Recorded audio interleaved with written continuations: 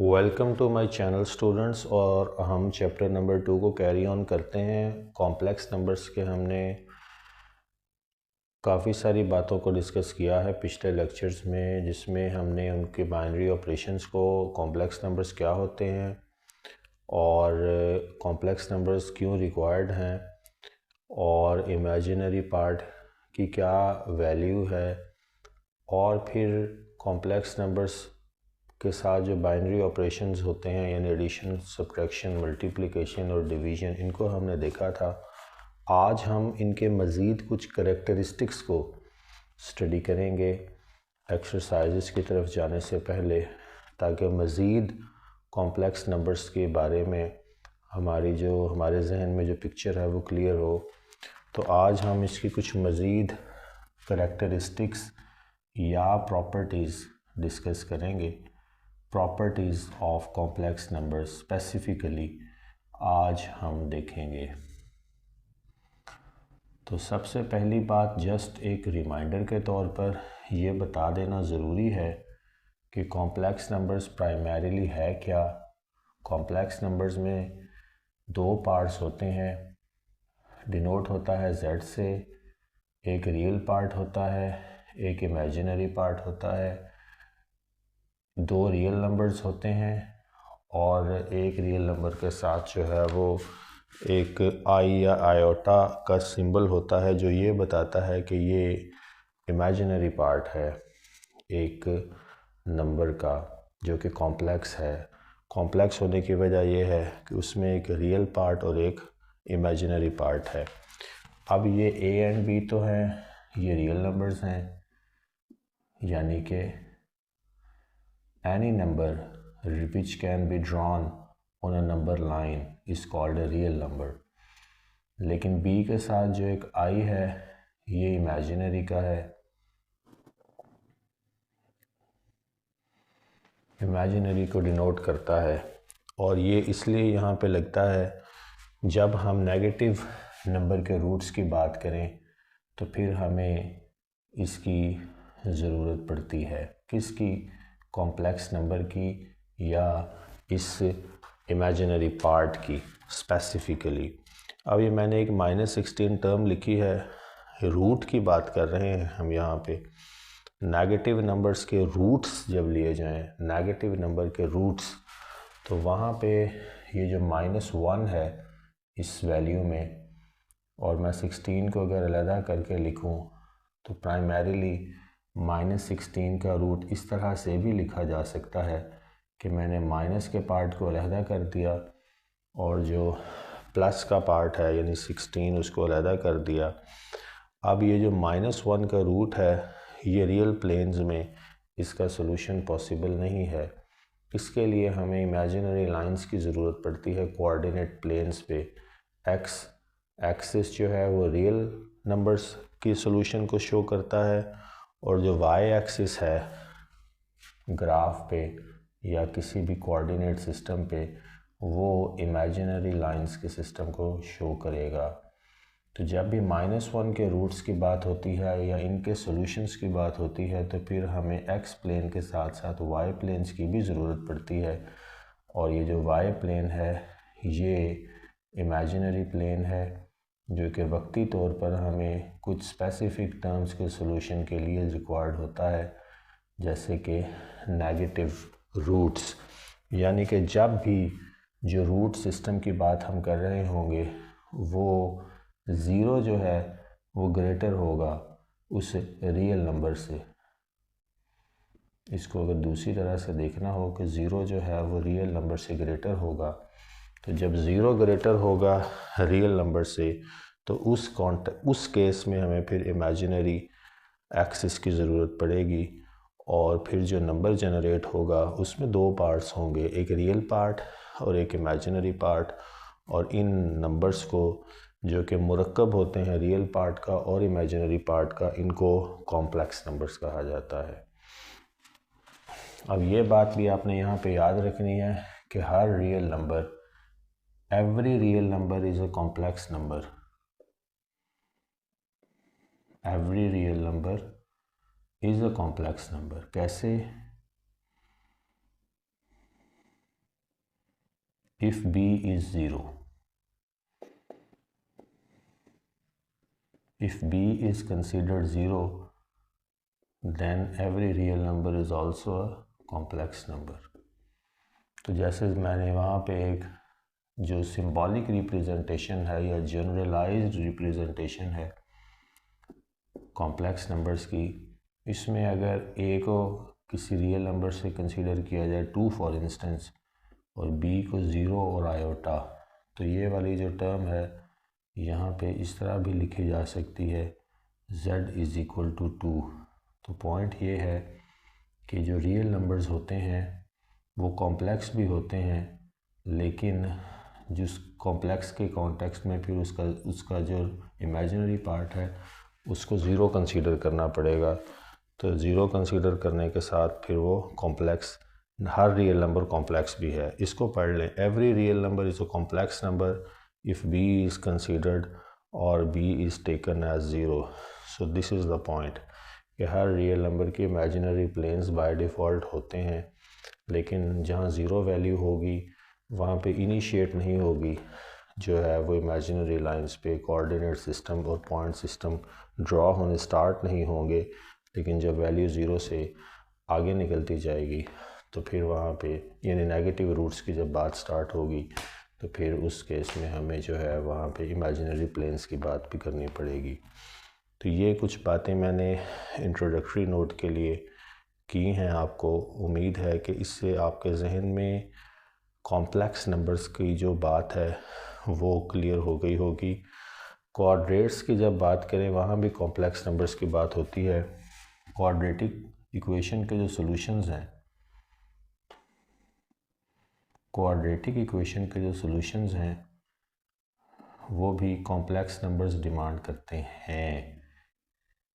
Solutions of quadratic equations also demands solutions of quadratic equations, यानी कि जो algebraic expressions हम लिखते हैं, algebraic expressions of this order, यहाँ पे हम quadratic formula अप्लाई करते हैं उसको सॉल्व करने के लिए। ये है quadratic formula। तो 2a, यहाँ पे आप देखेंगे कि जब हम इन इक्वेशंस को जो कि अलजेब्रिक एक्सप्रेशंस हैं क्वाड्रेट्स या क्वाड्रेटिक फार्मूला के कॉन्टेक्स्ट में सॉल्व करने की कोशिश करेंगे, तब भी हमारे पास सॉल्यूशंस जो हैं वो नेगेटिव रूट्स आते हैं, नेगेटिव नंबर के रूट्स लाइक दिस।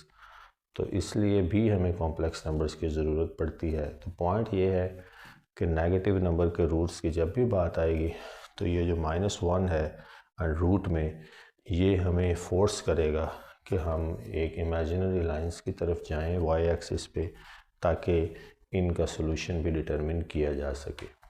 अब हम चलते हैं इनकी प्रॉपर्टीज़ पे, स्पेसिफिकली इन्हीं कॉम्प्लेक्स नंबर्स की प्रॉपर्टीज़ की बात करते हैं।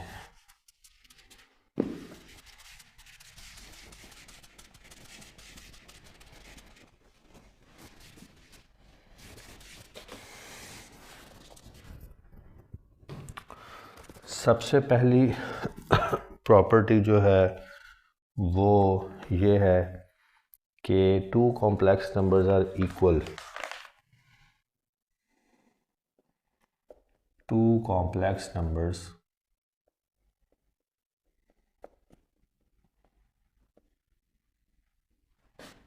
आर इक्वल ओनली when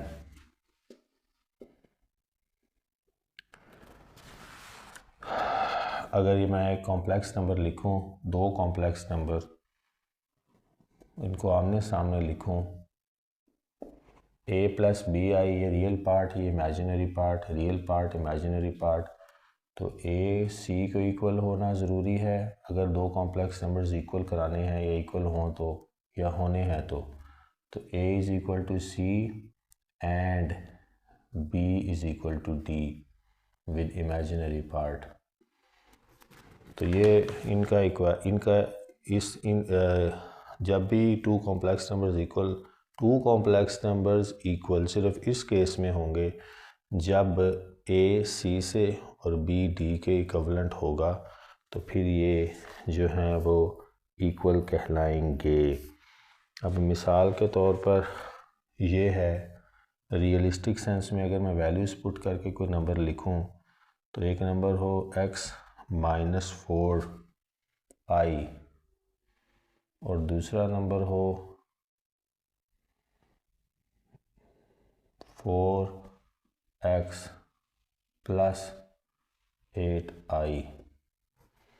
तो यहाँ पे x का 4x के साथ इक्वल होना ज़रूरी है और दूसरे केस में -4 का +8 के साथ इक्वल होना ज़रूरी है। फिर ये दो नंबर्स जो हैं वो एक दूसरे के इक्वल कहलाए जाएंगे। और ये याद रखिए कि इमेजिनरी के इक्वल होना और रियल पार्ट के इक्वल होना ज़रूरी है। अगर इसको दूसरे लफ्ज़ों में देखना हो तो ये भी कह सकते हैं। प्रॉपर्टी नंबर 2 की तरफ चलें तो प्रॉपर्टी नंबर 2 कहती है कि if a complex number vanishes, अगर कोई कॉम्प्लेक्स नंबर गुम होना है प्लेन्स के सिस्टम से, it's real and imaginary parts vanishes separately. यानी कि अगर एक कॉम्प्लेक्स नंबर है of this nature a + b iota = 0 assume किया जाए, तो ये एक इमेजिनरी नंबर की एक्सप्रेशन है, एक कॉम्प्लेक्स नंबर की एक्सप्रेशन है। अब यहाँ पे अगर वैनिश करवाना है तो ये इंडिविजुअली होंगे वैनिश। क्या करेंगे आप, पहले रियल पार्ट को एक साइड पे रखें, इमेजिनरी पार्ट को दूसरी साइड पे ले जाएं, दोनों साइडों का स्क्वायर लें, यानी taking square on both sides.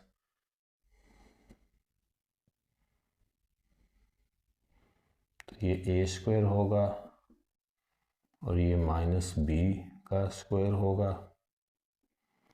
तो यहाँ पे a² और इसको वापस ले आए अगर इस साइड पे, तो प्लस के साथ p² और ये किसके बराबर हुआ, 0 के। तो यहाँ पे a² भी 0 है के बराबर होगा और b² जो है वो भी 0 के बराबर होगा। तो इस तरह से ये सेपरेटली जो है वो वैनिश करेंगे, अपने आइडेंटिटी लूज़ करेंगे, यानी या कोऑर्डिनेट प्लेन सिस्टम के जो कोऑर्डिनेट्स हैं या सिस्टम है उससे बाहर हो जाएंगे। पॉइंट ये है कि if a complex number vanishes it's real and imaginary parts vanishes separately. तो ये भी एक इनका बहुत ही यूनिक करैक्टरिस्टिक है। तो तीसरा करैक्टरिस्टिक है इनका, इसको हम गो के डिटेल में पहले डिस्कस कर चुके हैं, यानी कि बाइनरी ऑपरेशंस। लेकिन अब हम बाइनरी ऑपरेशंस तो नहीं करेंगे क्योंकि वो हम पिछले लेक्चर में कर चुके हैं। अब हम इनकी एक और प्रॉपर्टी देखेंगे क्वेश्चन की फॉर्म में।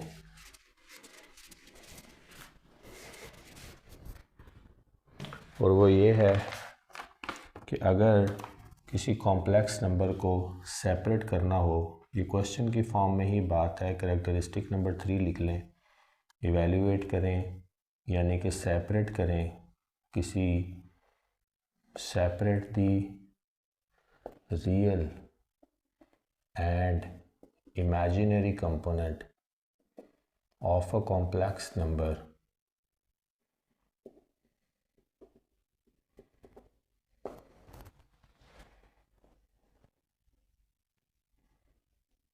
into its separate the real and imaginary components of a complex number। तो अब मिसाल के तौर पर आपको एक क्वेश्चन दिया गया है, वो कहता है ये एक क्वेश्चन है, ये एक नंबर है कॉम्प्लेक्स, इसमें रियल और इमेजिनरी पार्ट्स को आपने आइडेंटिफाई करना है। तो ये रियल पार्ट है जिसमें आयोटा का साइन नहीं है और ये इसका इमेजिनरी पार्ट है क्योंकि इसमें इमेजिनरी का सिंबल भी मौजूद है। यही बता रहा है कि ये किन प्लेन्स की बात हो रही है, इमेजिनरी प्लेन्स की बात हो रही है। तो अगर इससे थोड़ा सा वो टफ करेगा यहाँ पे तो ऑलरेडी सेपरेटेड है, इजीली आइसोलेट हो सकते हैं, लेकिन मिसाल के तौर पर उसने आपको ये क्वेश्चन दे दिया 1 + 4i डिवाइडेड बाय 4 + आयोटा। कहता है यार इसमें अलहदा कर दें। तो अब यहाँ पे आप देख रहे हैं कि कॉम्प्लेक्स नंबर में एक न्यूमरेटर में एक कॉम्प्लेक्स नंबर है और डिनोमिनेटर में एक और कॉम्प्लेक्स नंबर है। तो बेसिकली हमने इनकी आइडेंटिटी बनानी है। यहाँ पे मैंने पिछले लेक्चर में भी बनाया था कि डिवीज़न के कॉन्टेक्स्ट में जब डिवीज़न का बाइनरी ऑपरेशन अप्लाई हो रहा हो तो यहाँ पे हमें कॉन्जुगेट बनाने पड़ते हैं। और कॉन्जुगेट क्यों बनाने पड़ते हैं? क्योंकि जब भी हमारे पास क्वाड्रेटिक इक्वेशन के सॉल्यूशंस आते हैं, पहले भी मैंने इस बात को छेड़ा है, तो उसमें हमारे पास 2 सॉल्यूशंस होते हैं इस तरह से करके, जिसमें सिर्फ सिंबल का फ़र्क होता है, एक सिंबल का, और बाकी वैल्यूज़ जो हैं वो सेम होती हैं। तो ये 2 जो हैं ये एक दूसरे के क्या कहलाएंगे? कॉन्जुगेट, क्योंकि इनमें सिर्फ जो है बीच में सिंबल का ही फ़र्क है।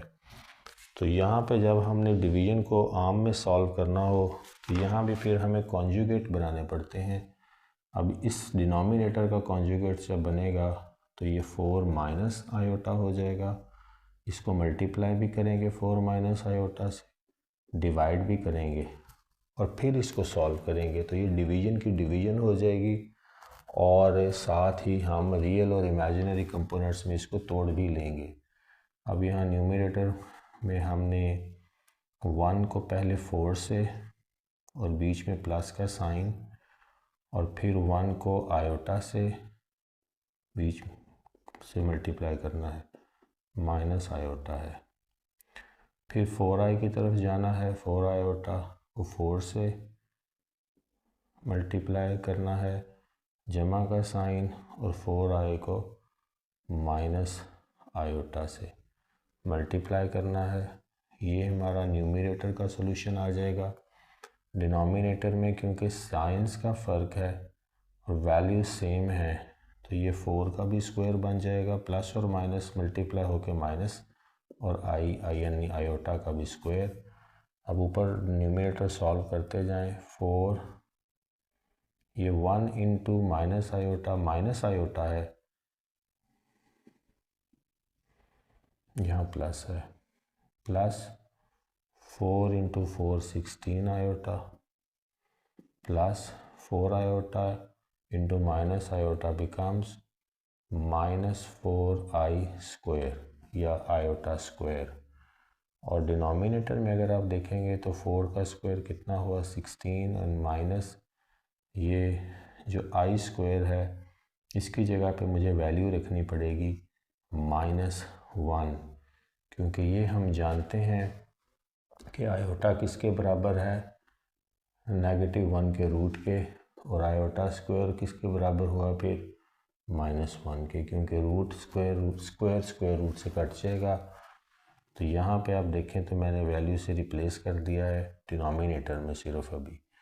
अब मज़ीद इसको आगे लेके चलें तो न्यूमरेटर को चेक करें, ये प्लस माइनस मल्टीप्लाई होकर माइनस आयोटा, प्लस 16 आयोटा, और माइनस हो जाएंगे ये मल्टीप्लाई होके, और 4, और i स्क्वायर की जगह मैं फिर जो है वो -1 लगा रहा हूँ। अब न्यूमरेटर में भी सारे i स्क्वायर -1 से रिप्लेस हो गए। डिनोमिनेटर में सूरत हाल ये बनी कि 16 और माइनस मल्टीप्लाई होके प्लस और 1। तो अब इसको जब हम मज़ीद सॉल्व करेंगे तो हमने ये देखना है कि जो रियल पार्ट है वो रियल पार्ट में ऐड होगा। तो मैं इसके साथ यहाँ ये लेके आ रहा हूँ 4 के साथ -4 और -1, क्योंकि ये रियल पार्ट्स हैं, कंपोनेंट्स हैं, और minus iota plus 16 iota divided by 16 + 1 = 17। तो हमारा डिनोमिनेटर तो सॉल्व हो गया।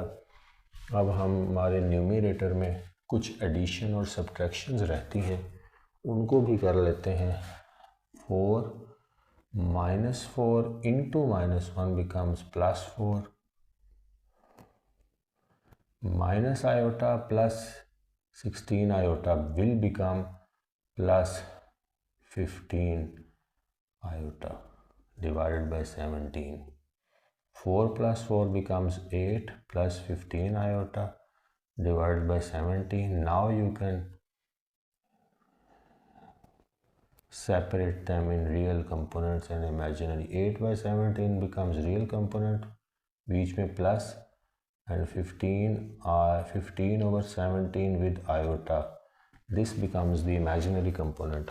ये क्वेश्चन मैंने इसलिए भी सिलेक्ट किया है और इस प्रॉपर्टी क्योंकि इसमें डिवीजन में कॉन्जुगेट की बात भी हो गई और सारे के सारे एडिशन और मल्टीप्लिकेशन और सब्ट्रैक्शन के ऑपरेशंस भी हो गए डिवीजन समेत। तो इस तरह से ये क्वेश्चन जो है एक बहुत ही यूज़फुल प्रॉपर्टी के तौर पर देखा जा सकता है, जिसमें हमने काफ़ी सारी चीज़ों को एक ही दफ़ा में डिस्कस कर लिया। इसके बाद एडिटिव इन्वर्स की बात करते हैं, कॉम्प्लेक्स नंबर्स के एडिटिव इन्वर्स की बात करते हैं। इसका चौथा कैरेक्टरिस्टिक्स है, fourth characteristic of complex number is with reference to additive inverse and multiplicative inverse.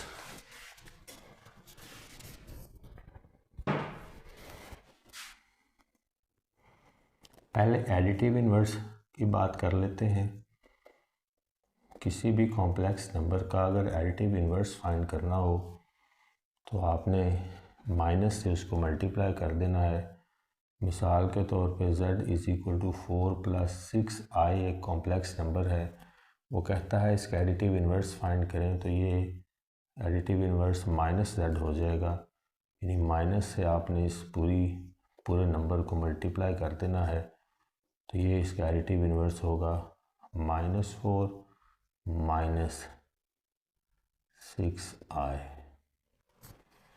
तो ये जो एडिटिव इन्वर्स है वो 4 + 6i का -4 - 6i is the additive inverse.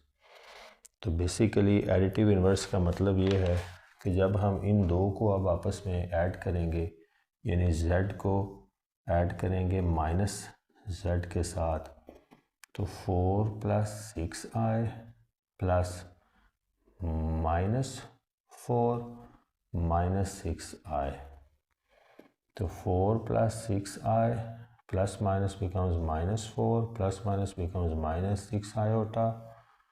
4 will cancel out with this -4 real component and will cancel out with the real component, imaginary will cancel out with the imaginary one, आपके पास 0 आएगा। तो additive inverse जो है वो 0, additive inverse जो है वो -z है z का, और रिजल्टेंटली जब आप उनको ऐड करें तो आपके पास 0 आएगा। तो बेसिकली एडिटिव इन्वर्स जो है वो माइनस से मल्टीप्लाई करना होता है और साइंस उल्टाने होते हैं। फिर जब आप उन दोनों कॉम्प्लेक्स नंबर्स को आपस में ऐड करेंगे तो आपके पास 0 आएगा। मैट्रिसेस के केस में भी हम एडिटिव इन्वर्स की बात करते हैं, तो मैट्रिसेस के केस में भी एडिटिव इन्वर्स के कॉन्सेप्ट को जहन में लाएं, तो यहाँ भी एडिटिव इन्वर्स कॉम्प्लेक्स नंबर्स का भी होता है और रिज़ल्ट जो है उनका वो 0 होगा। इसी तरह से जब उनको ऐड किया जाएगा तो यही एडिटिव इन्वर्स है कि साइन उल्टा दिए जाएं और आपके पास जो है वो सॉल्यूशन 0 आए। Additive inverse of complex number is 0।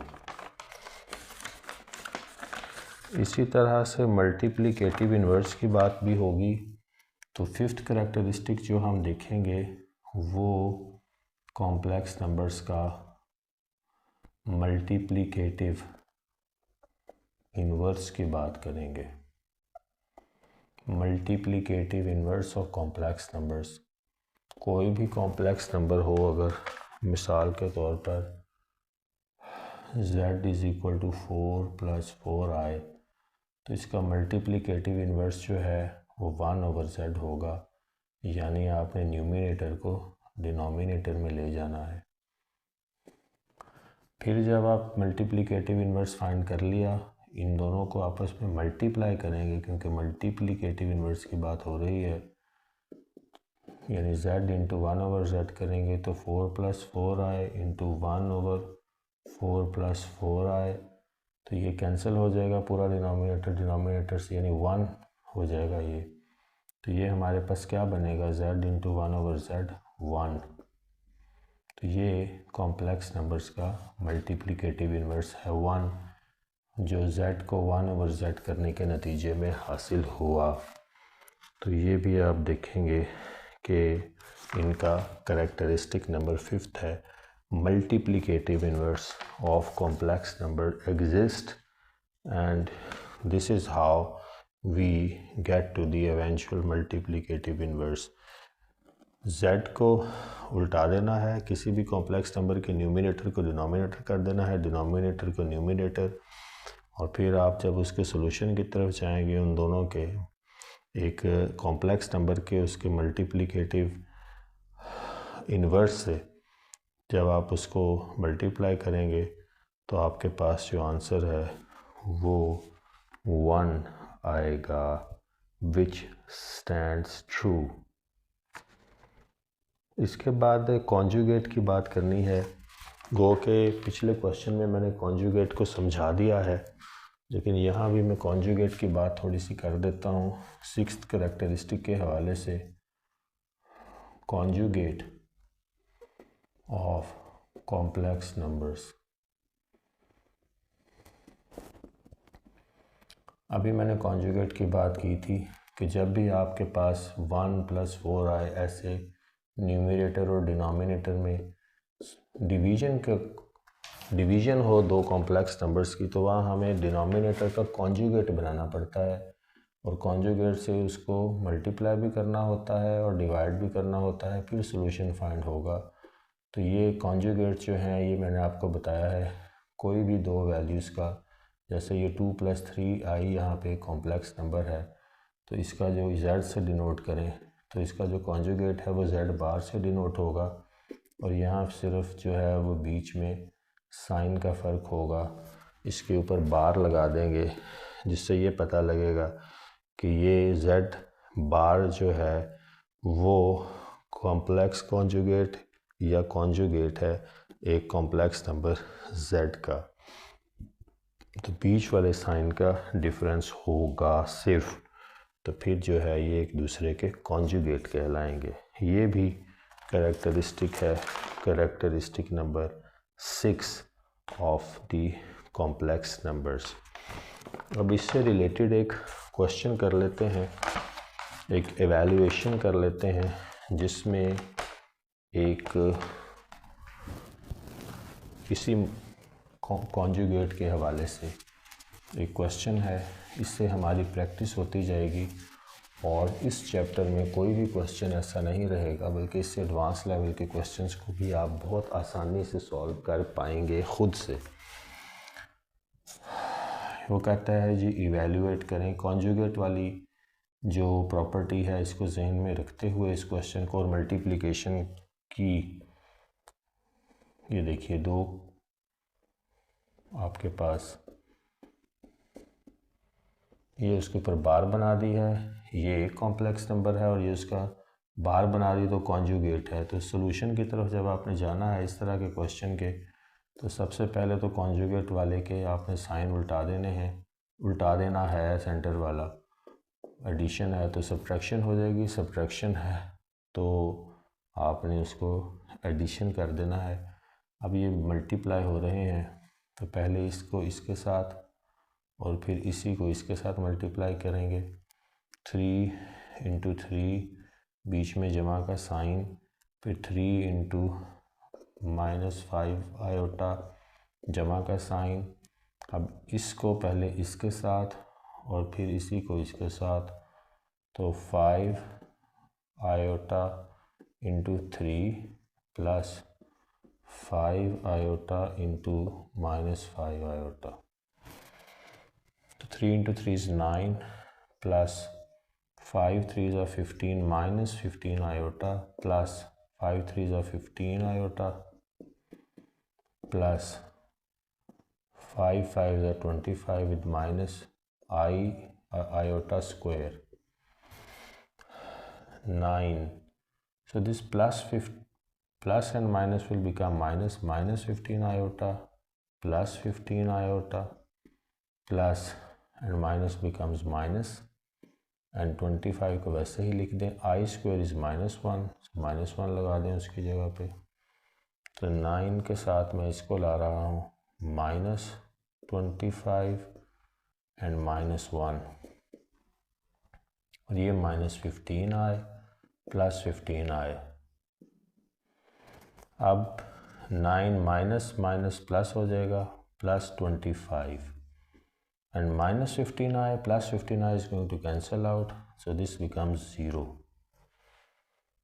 तो ये आप देखेंगे कि 25 को जब आप 9 में ऐड करेंगे तो हमारे पास इस क्वेश्चन का आंसर आ जाएगा 34. तो ये बेसिकली एवेल्यूएट करेंगे जब हम कॉम्प्लेक्स नंबर को और उसके कॉन्जुगेट के साथ यहाँ एवेल्यूएट किया यानी मल्टीप्लिकेशन की, तो ये हमारे पास इस तरह से सॉल्यूशन आएगा. आई स्क्वायर जहाँ आएगा उसको अपने -1 से रिप्लेस करना है और जहाँ भी आपके पास इस तरह से आई स्क्वायर आए तो -1 से रिप्लेस करें. जो सिमिलर टर्म्स हैं यानी इमेजिनरी पार्ट्स हैं उनको आपस में ऐड करेंगे, रियल पार्ट्स को आपस में ऐड या सब्ट्रैक्ट किया जाता है. अब एक आखिरी बात properties of the complex number से रिलेटेड एक आर्गन डायग्राम है, यानी कि ये मेरा ख्याल है 7th कैरेक्टरिस्टिक है. तो ये बताना यहाँ पे इस कैरेक्टरिस्टिक में ये समझाना मकसूद है कि जो हमारे कॉम्प्लेक्स नंबर्स होते हैं, complex numbers can be drawn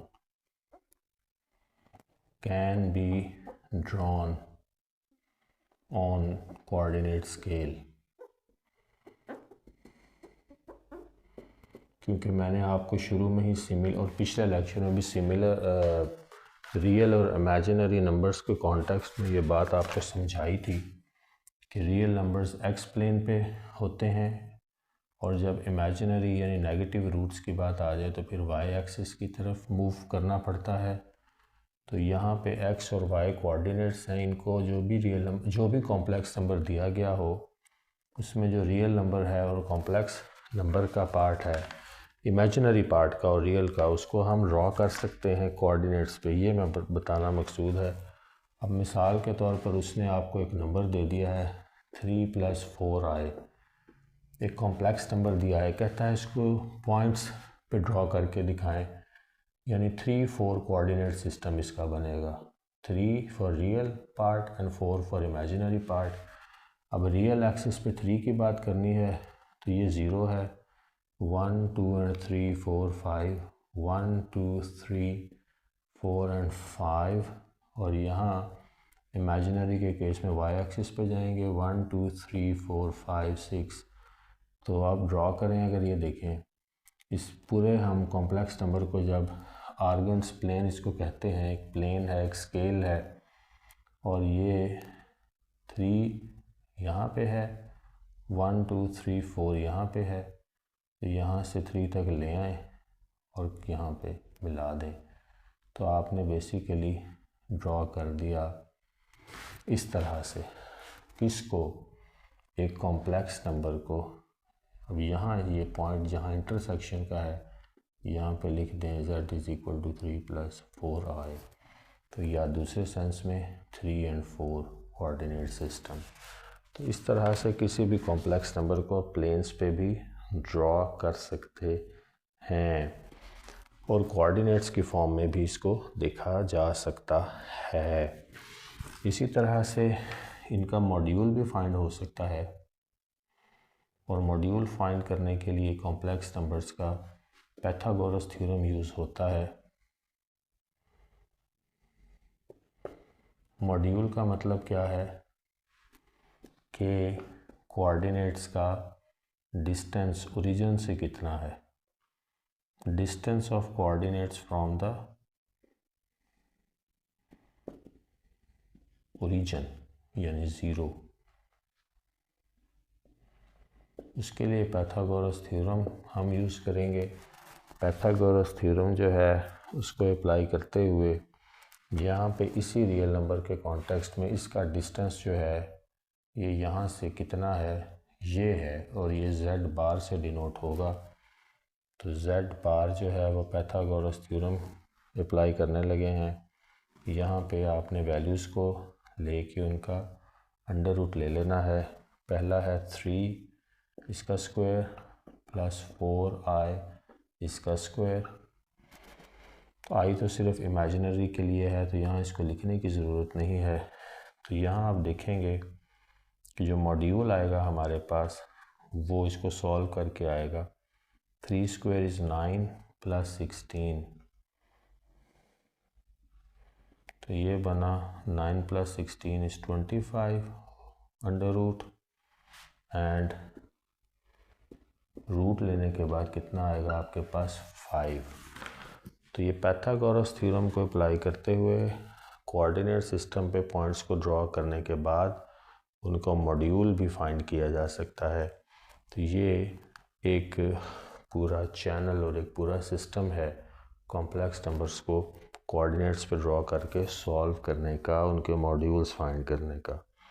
तो ये एक बहुत ही हेल्पफुल किस्म का लेक्चर मैंने प्रिपेयर करने की कोशिश की ताकि हम अहाता कर लें इन मज़ामीन का जो कॉम्प्लेक्स नंबर से रिलेटेड है। उम्मीद है कि ये आपके लिए फ़ायदेमंद होगा। आपका शुक्रिया।